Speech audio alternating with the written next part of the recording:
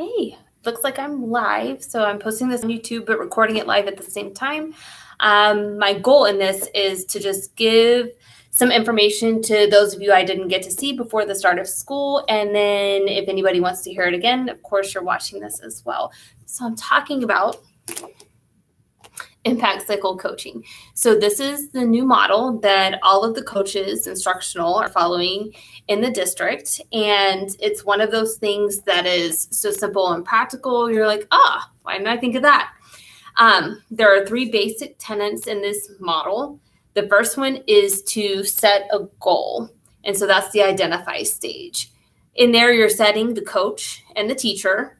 And so teacher might be you and another teacher that you work with, or you and your PLC. That part of it is a little more fluid. Set a goal. It'll be a student-centered goal around some sort of learning. It might be your SLO, it might be T-test, or it might be something else totally different that you're working on. Any of that is A-okay. Once the student goal has set, you move into the learning phase.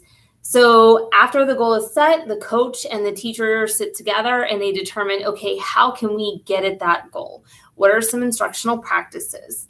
Academic technology. So I'll bring some technology to the table, but not everything we talk about will be tech-based. And you might find that the best fit doesn't have anything to do with technology, and that's okay, and I can still support you.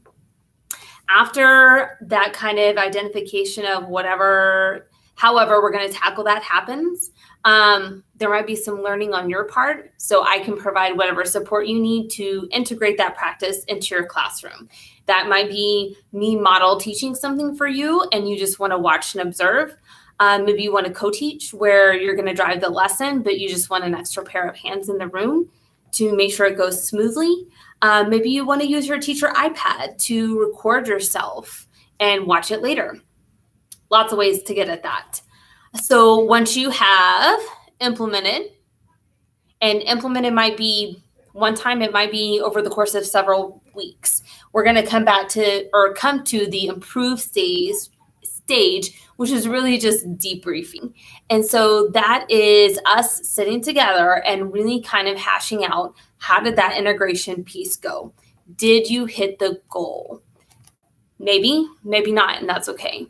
And so if we did, then that's awesome, and it can become part of your instructional practice. And if not, then we'll continue to look at ways to get at that.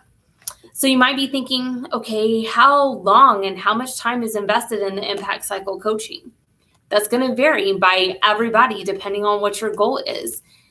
An impact cycle might be 3 weeks, it might be 3 months.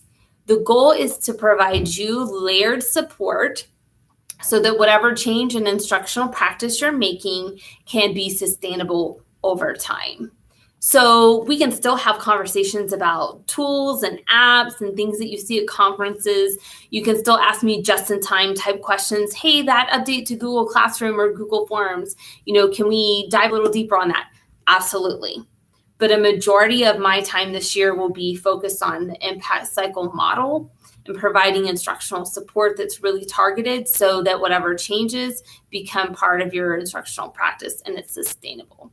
So if you have any questions about this, if you want to know more, if you want more resources, Gym Nights, Impact Cycle, you can Google it. But you can always ask me and I'll share more information with you. But I'm excited that this is the way the academic technology coach model is going to look this year across the district.